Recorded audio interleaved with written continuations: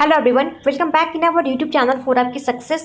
आज है 19 अगस्त। तो आज हम लोग 19 अगस्त के जितने भी इंपॉर्टेंट करंट अफेयर्स के क्वेश्चन बन सकते हैं उसे इस वीडियो में कवर करेंगे। तो चलिए स्टार्ट करते हैं आज की वीडियो। फर्स्ट क्वेश्चन है, वह पहला पड़ोसी देश कौन सा है जिसके साथ भारत ने एयर बबल समझौता किया है? तो इसका राइट आंसर हो जाएगा ऑप्शन बी, मालदीव्स। क्लियर। तो देखिए अभी हाल ही में जो है भारत ने मालदीव्स के साथ ये एयर बबल समझौते पर हस्ताक्षर किया है और इसके तहत वैसे भारतीय जिनके पास वैध वीजा है वे इस एयर बबल समझौते के तहत अमेरिका, ब्रिटेन और कनाडा की हवाई यात्रा ये कर सकते हैं। क्लियर। नेक्स्ट आते हैं, क्वेश्चन नंबर 2 है, किस प्रौद्योगिकी कंपनी ने असाइनमेंट नामक एक नया शैक्षिक उत्पाद पेश किया है? तो राइट आंसर हो जाएगा ऑप्शन ए, गूगल। तो देखिए अभी हाल ही में जो है गूगल ने ये असाइनमेंट नामक एक नया शैक्षिक उत्पाद पेश किया है। यह छात्रों के काम के लिए ग्रेड वितरित करने और पुरस्कार देने वाले शिक्षकों के लिए डिजाइन किया गया एक एप्लीकेशन है। क्या नाम है इसका? इसका नाम है असाइनमेंट। नेक्स्ट आइए, क्वेश्चन नंबर 3 है, भारत के राष्ट्रपति द्वारा मरणोपरांत किसे कीर्ति चक्र पुरस्कार से सम्मानित किया गया है? तो इनका नाम है अब्दुल रशीद कालस। क्लियर। तो देखिए अभी हाल ही में जो है राष्ट्रपति रामनाथ कोविंद जी ने रक्षा कर्मियों के लिए 84 वीरता पुरस्कारों की मंजूरी दी है और जम्मू और कश्मीर पुलिस के हेड कांस्टेबल अब्दुल रशीद कालस को मरणोपरांत ये कीर्ति चक्र से सम्मानित किया गया। ठीक है, इनका नाम याद रखना, इनका नाम है अब्दुल रशीद कालस। क्लियर। नेक्स्ट आइए, क्वेश्चन नंबर 4 है, हाल ही में आयुष मंत्रालय ने किस नाम से एक अभियान को शुरू किया है? तो इसका राइट आंसर हो जाएगा option C, AYUSH for immunity. Okay. तो देखिए हमारा जो आयुष मंत्रालय है इसने अभी एक आयुष फॉर इम्यूनिटी नामक एक अभियान को इसने शुरू किया है और इसका मुख्य उद्देश्य है लोगों की प्रतिरक्षा क्षमता को विकसित करना। ओके।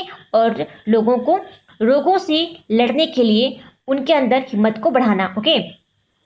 और बात करें यहाँ पे आयुष मंत्रालय की, तो इसके जो मंत्री हैं यानी कि हमारा जो आयुष मंत्रालय है इसे संभालते हैं श्रीपद यशो नायक जी और इनकी जो कॉन्स्टिट्यूएंसी है वो है नॉर्थ गोवा। क्लियर। नेक्स्ट बढ़ते हैं, क्वेश्चन नंबर 5 है, हाल ही में किस कंपनी के साथ केंद्रीय जल आयोग ने बाढ़ के लिए एक पूर्वानुमान लगाने की एक पहल की शुरुआत की है? तो इसका राइट आंसर हो जाएगा ऑप्शन ए, गूगल। तो याद रखना है आपको कि गूगल के साथ केंद्रीय जल आयोग ने बाढ़ के पूर्वानुमान के लिए एक पहल की शुरुआत करी है। ओके। बात करें गूगल की तो इसका जो एस्टैब्लिशमेंट ईयर है वो है 1998। हेडक्वार्टर स्थित है इसका कैलिफोर्निया में और इसके जो फाउंडर हैं वो हैं लैरी पेज और सर्जी बीन। ठीक है, लैरी पेज और सर्जी बीन जो है ये गूगल के फाउंडर रहे हैं और गूगल की जो पेरेंट कंपनी है उसका नाम है अल्फ़ाबेट। तो आपको याद रखना है कि अल्फ़ाबेट और साथ ही गूगल इन दोनों के ही जो CEO है उनका नाम है सुंदर पिचाई। क्लियर। अच्छा, आपको याद रखना है कि गूगल ने अभी हाल ही में एक सोडार नामक एप्लीकेशन को विकसित किया था और ये जो सोडार एप्लीकेशन है ये कोविड-19 के टाइम लोगों को सोशल डिस्टेंस मेंटेन करने के उद्देश्य से इस एप्लीकेशन को बनाया था गूगल कंपनी ने। और एक और पॉइंट याद रख सकते हैं आप कि हाल ही में जो है उत्तर प्रदेश ने गूगल के साथ मिलकर जियो कम्युनिटी किचन बनाने वाला जो है ये पहला राज्य बना था आपका उत्तर प्रदेश। ठीक है। नेक्स्ट बढ़ते हैं, क्वेश्चन नंबर 6 है, हाल ही में किसने पहली पॉकेट एंड्रॉयड डिवाइस POS यानी कि पॉइंट ऑफ सेल को लॉन्च किया है? तो राइट आंसर है ऑप्शन ए, पेटीएम। तो आपको बता दें कि जो है पेटीएम इसने भारत में कॉन्टैक्टलेस पेमेंट के लिए भारत का पहला pocket android point of sale device को लॉन्च किया है। तो आपको पेटीएम का नाम याद रखना है। और बात करें पेटीएम की तो इसका जो है फॉर्मेशन हुआ था 2010 में और इसका जो हेडक्वार्टर है वो स्थित है नोएडा के अंदर और इसके जो फाउंडर है उनका नाम है विजय शेखर शर्मा। याद रखना है आपको, विजय शेखर शर्मा जो है ये पेटीएम के फाउंडर हैं। नेक्स्ट आइए, क्वेश्चन नंबर 7 है, हाल ही में किस संगठन ने पायलट रहित हवाई विमान और UAV यानी कि अनमेन्ड एयर व्हीकल के विकास के लिए IIT कानपुर के साथ समझौता किया है? तो इसका राइट आंसर है ऑप्शन सी, BEML। तो आपको बता दें कि भारत की सबसे बड़ी रक्षा खनन एवं निर्माण और रेल कोच निर्माता BEL यानी कि भारत अर्थ मूवर्स लिमिटेड, इसने पायलट रहित विमान के लिए IIT कानपुर के साथ समझौता किया है। ठीक है, तो आपको याद रखना है कि किसके साथ समझौता किया था, तो BEML के साथ। क्या नाम है इसका? भारत अर्थ मूवर्स लिमिटेड, और इसका जो हेडक्वार्टर है वो स्थित है बेंगलुरु में। नेक्स्ट आइए, क्वेश्चन नंबर 8 है, हाल ही में किस बैंक ने डिजिटल बैंकिंग को बढ़ावा देने के लिए डिजिटल अपनाए नामक अभियान की शुरुआत की है? तो राइट आंसर है ऑप्शन ए, पंजाब नेशनल बैंक। तो पंजाब नेशनल बैंक के जो MD हैं SS मल्लिकार्जुन राव, इन्होंने 15 अगस्त को इस डिजिटल अपनाए नामक अभियान की शुरुआत की है डिजिटल बैंकिंग को बढ़ावा देने के लिए।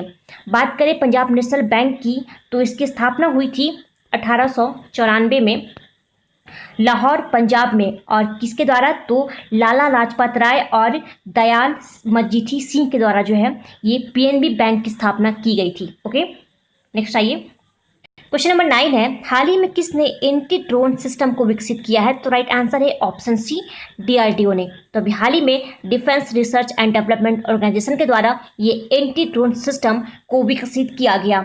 ये सिस्टम ड्रोन की हलचल को पकड़ सकता है और उन्हें 3 किलोमीटर की दूरी तक जाम कर सकता है, और साथ ही इस लेज़र का यूज़ करके 2.5 किलोमीटर तक के लक्ष्य को नीचे लाया जा सकता है। ओके, तो आपको याद रखना है कि जो एंटी ड्रोन सिस्टम है इसे विकसित किया है DRDO ने। बात करें यहाँ पे DRDO की, तो देखिए इसका जो एस्टैब्लिशमेंट ईयर है वो है 1958, हेडक्वार्टर स्थित है इसका न्यू दिल्ली में, और इसका जो चेयरमैन है उनका नाम है G सतीश रेड्डी।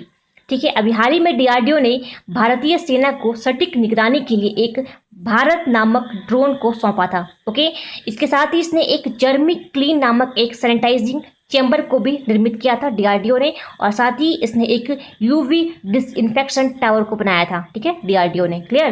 नेक्स्ट पढ़ते हैं, प्रश्न नंबर 10 है, हाल ही में किसने नेशनल डिजिटल हेल्थ मिशन को शुरू किया है? तो राइट आंसर है ऑप्शन ए, नरेंद्र मोदी जी ने। तो हमारे जो प्रधानमंत्री हैं नरेंद्र मोदी जी, इन्होंने अभी नेशनल डिजिटल हेल्थ मिशन की शुरुआत करी है। इसमें जो है हर भारतीय को आधार कार्ड जैसा एक ID कार्ड मिलेगा, जिसमें उनकी मेडिकल स्थिति, उपचार एवं परीक्षण के बारे में सभी जानकारियां मौजूद रहेंगी। ओके, अच्छा, आपको याद होगा कि हमारा जो PM है नरेंद्र मोदी जी, इन्होंने एक प्रोजेक्ट डॉल्फिन एवं प्रोजेक्ट लायन की भी शुरुआत करी थी। ठीक है, तो आपको ये पॉइंट याद रखना है। नेक्स्ट आइए, क्वेश्चन नंबर 11 है, WHO की मुख्य वैज्ञानिक का नाम क्या है, जिससे अभी हाल ही में तमिलनाडु मुख्यमंत्री का विशेष पुरस्कार प्रदान किया गया? तो इनका नाम है सौम्या स्वामीनाथन। तो आपको याद रखना है कि जो सौम्या स्वामीनाथन है ये WHO की चीफ साइंटिस्ट हैं, और ये इन्हें अभी हाल ही में कोविड-19 से लड़ने एवं सही परामर्श देने के लिए उनके योगदान को देखते हुए तमिलनाडु मुख्यमंत्री का विशेष पुरस्कार प्रदान किया गया। क्या नाम इनका? सौम्या स्वामीनाथन।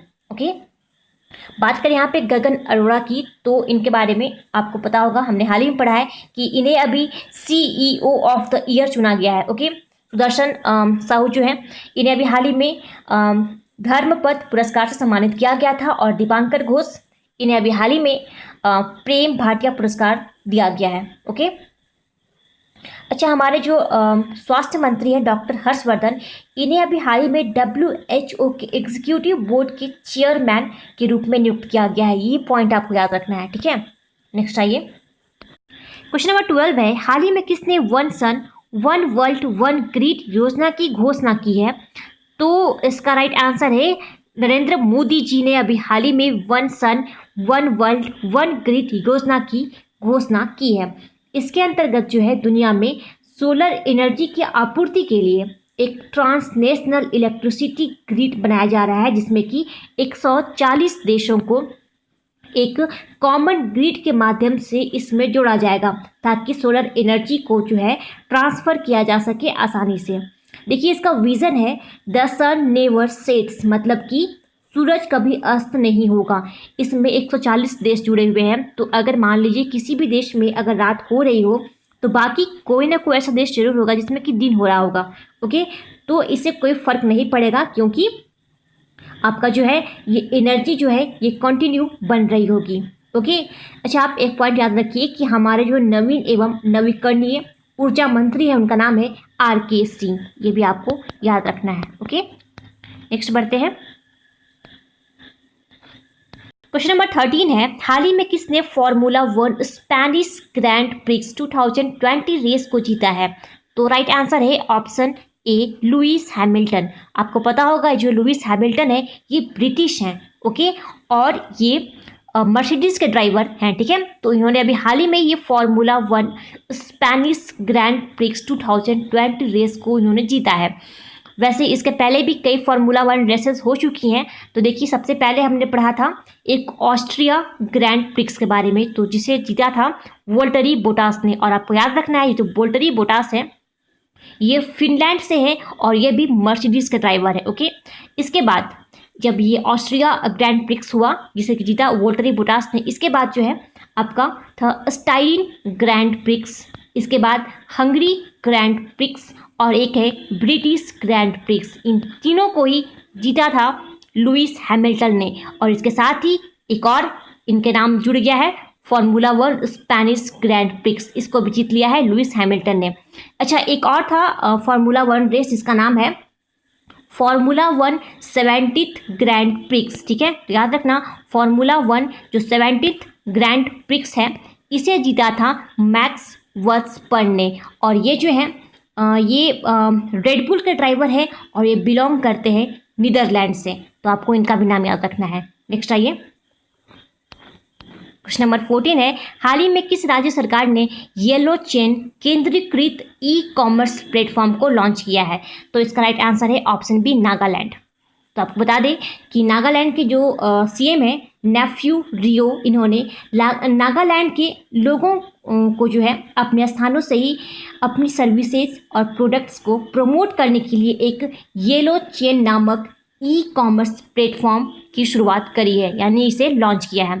तो याद रखना है कि इसे कहाँ लॉन्च किया गया है, तो नागालैंड राज्य के अंदर। आज का लास्ट क्वेश्चन है क्वेश्चन नंबर 15, भारतीय रेलवे किस राज्य में दुनिया का सबसे ऊंचा घाट पुल का निर्माण कर रहा है? तो इसका राइट आंसर है ऑप्शन बी, मणिपुर। तो याद रखना है आपको कि मणिपुर के अंदर भारतीय रेलवे दुनिया का सबसे ऊंचा घाट पुल का निर्माण कर रहा है और ये जो बनाया जा रहा है ये इजई नदी के ऊपर बनाया जा रहा है। ओके, नाम है नदी का इजई नदी और इसकी जो लंबाई है वो है 141 मीटर। तो ये पूरा जो है 141 मीटर ऊंची है ये घाट पुल। ओके, और ऐसा कहा जा रहा है कि इसे मार्च 2022 तक इसे तैयार कर लिया जाएगा और इसे बनाने में टोटल 280 करोड़ रुपए की लागत आएगी। ओके, अच्छा, भारतीय रेलवे से आपको कुछ पॉइंट याद रखने हैं कि जो भारतीय रेलवे है इसने कहा है कि 2030 तक ये खुद को पूरी तरह से इलेक्ट्रीफाइड बना लेगा। ओके, और भारत के अंदर जो है